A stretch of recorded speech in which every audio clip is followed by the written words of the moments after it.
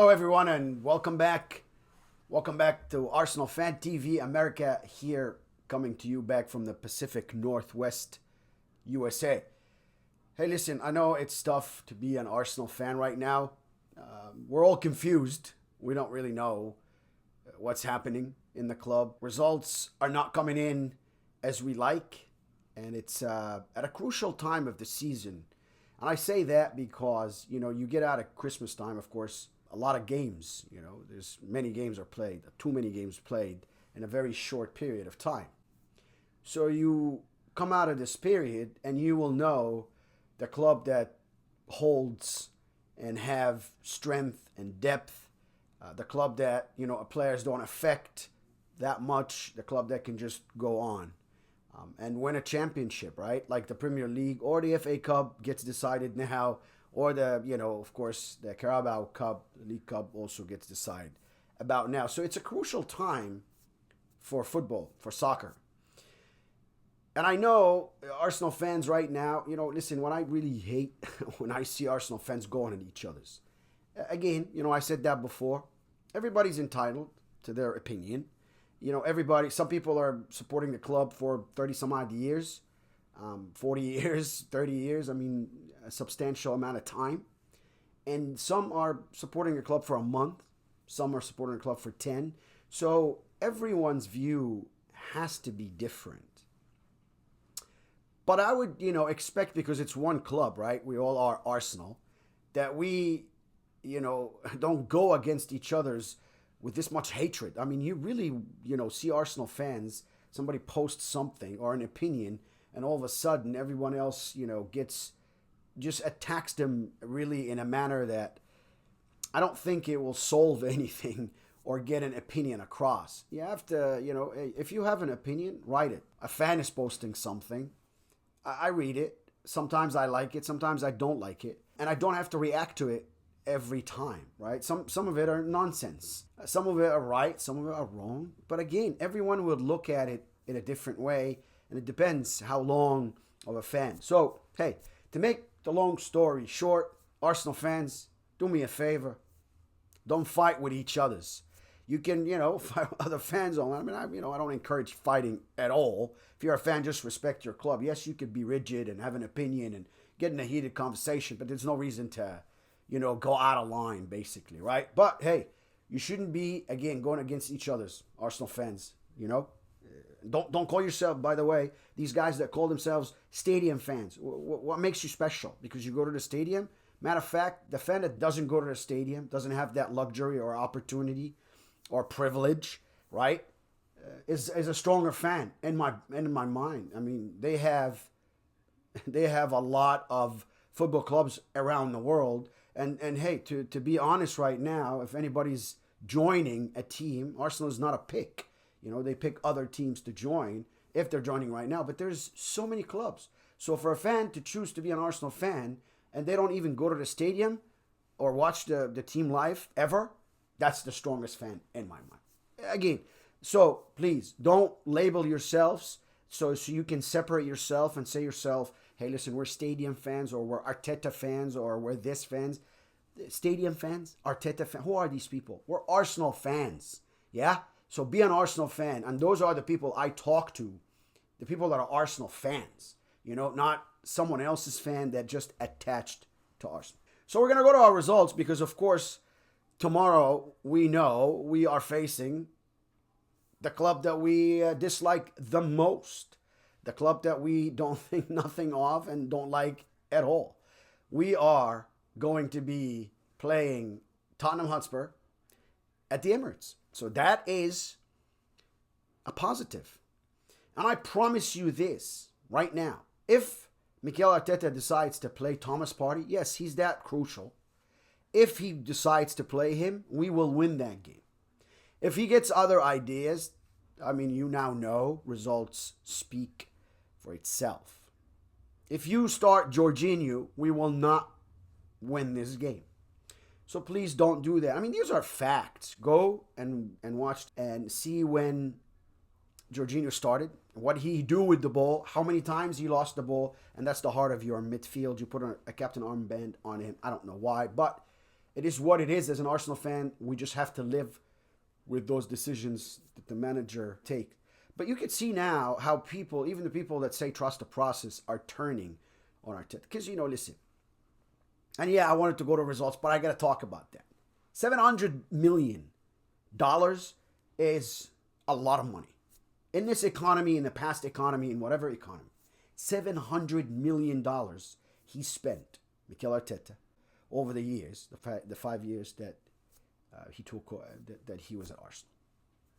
That's, I don't know. Can well, what do? We give him another 500 million, another billion. So I want to say it's not working. He doesn't buy the right players, the right chemistry. He chased away a lot of players. Listen, we all wrote off one of our captains, Aubameyang, and I will never forget him. He played for the club, won for the club, had heart, and again, was a captain for this club. So I will never diminish that just because Mikel Arteta decided to throw him out or had him leave the club when he had personal reasons, and we all know, the family situation he has, not to go into specifics, it's his life, but the family situation that held him from performing or coming to training on time, or whatever the situation or the story that, they came up with, right? So we all know that. So I'm not sure why is he still there. You know what? Now is a great time. Not even the end of the season. Now. You can act on Mikel Arteta right now and go get Zinedine Zidane, go get somebody. There's coaches out there. I'm not going to go through names in this episode, but there is coaches out there, and I would say hundreds of coaches that are better than the current Arsenal coach. He is, again, a rookie that didn't learn anything, came from an assistant manager position. We don't do that in such a club. We need a manager with credibility, a manager that's been there, done that, at least, or managed big clubs or whatever, or had a good track record as a manager, but not someone that was an assistant and, hey, listen, let's put him in a manager position and call it an evening and pay him $10 million a year. $10 million a year is a lot of money, and it should be for a manager that wins trophy. He inherited the FA Cup from Unai Emery, so he didn't really win anything on his own as a full competition because he came towards the end of that FA Cup that he won. But year in, year out, chases out of the competitions because of his bad decisions and bad choice of players and bad selections and bad game plans. Now he's got the whole nine. So, I don't know. What's the holdup, right? That's the question I'd be asking. So let's go back. Sunday, January 4th is where we played Brighton and we drew 1-1. And to me, that was the time that I saw Arsenal struggling, for lack of better words. And I understand we lost Bukayo Saka. I understand there's, been injuries, the Odegaard injuries, but we have to be equipped, again, with $700 million spent, we have to be equipped with players that can come in and fill the shoes of an injured player, right? So we don't have that. One player, Odegaard, goes out, Arsenal go, phew. Bukayo Saka goes out, Arsenal go, phew. We depend on one player. I don't think that is a team that can win trophy. When you depend on one player, you can't. It's a collective effort between all 11 for you to win a trophy. Anyways, 1-1 was the result of that game. Then we go to the League Cup, and we have Newcastle United that we happen to really, really dislike over the past, 5-6 years now, or maybe 10. Coming to the Emirates, we have an opportunity to, get back at them, and we lose that game. We get out of the Cup, the League Cup. We lose 2-0. You saw the game. You saw what Arsenal. I'm not going to even go through that. Fast forward. We go to now an FA Cup, because you said that Carabao Cup, I read the comments for the people that defend Arteta. It's okay. It's not that important. Let's pay attention to the other ones. Okay, we've heard that every year in the past 5 years, and I don't like it because, again, it's a competition. But no problems. Okay, we went out of the Carabao Cup, but no, we also went out of the FA Cup right after that. That's January 4th and January 7th. That's not even a week. And we play who? Manchester United. We play a very bad Manchester United team, a not so good Manchester United team. Even Manchester United fans know that this is not a good team. They're frustrated. Manchester United are sitting 14th in the table. How many points? They have 23 points. So they're not the best Man United. And they come to the Emirates. And you have all the motivations in the world, all the motivation in the world because you just got out of the Carabao Cup. You have the players, you could select the right players, you can win this game. On top of all that, they played more than an hour. They played a man short. So what else do you want? You were given a penalty.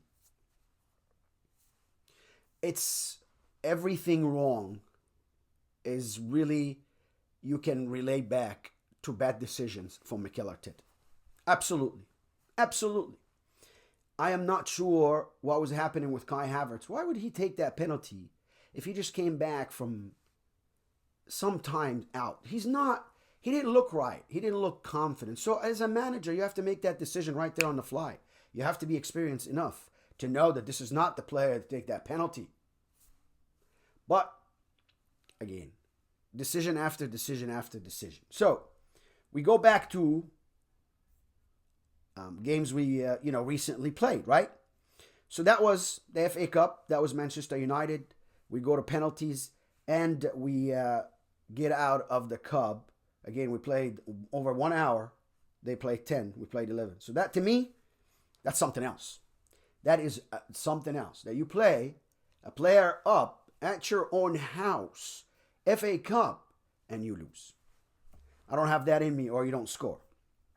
Now, we're going tomorrow to play who? Tottenham Hotspur. Now, is this guy something or is he something? Because, again, if he start to play Jorginho tomorrow and Mikel Merino and start them, we're not going to go anywhere. You know, Tottenham needs the core players to start. They need Declan Rice. Odegaard, hopefully he's okay. We saw him injured last game. And we need Thomas Partey in the middle. So Thomas Partey, Declan Rice, and Martin Odegaard are a must. Even if Odegaard is hurt or whatever, are a must. Now it's crucial for you if you want to continue Premier League. Crucial. It's a crucial game, so you have to win this game. Absolutely. You have to win this game. Why? Why? Because Liverpool played today, drew with Nottingham. So we still have this gap between them and us. That's 2 games, 2 wins, 6 points, right? So now, how do we close the gap on Liverpool? I know they still have a game in hand, right? But how do we close the gap on Liverpool? We got to win. We got to keep winning because they keep winning. We can't do anything else other than win tomorrow's game, because if we don't win tomorrow, if we just draw, you might as well kiss the Premier League goodbye, just like we just kissed both cups goodbye. And again, people making fun of us, Patrice Evra says, Arsenal's like Netflix. You always wait for the next season. That's something I did not want to hear. It's not cute. And again, hopefully that this change, hopefully this goes the right direction, because 2025 is not really starting great for us Gunners. So hopefully tomorrow we bring the win. Hopefully tomorrow we beat Tottenham at the Emirates. Hopefully we can bring you an episode after and talk about the win for a change. Thank you very, very much for watching. Don't forget to hit that subscribe button and like and share if you like the episode. And I will see you after the hopefully Tottenham win. Thank you. Hope you have a great rest of your week. Bye now.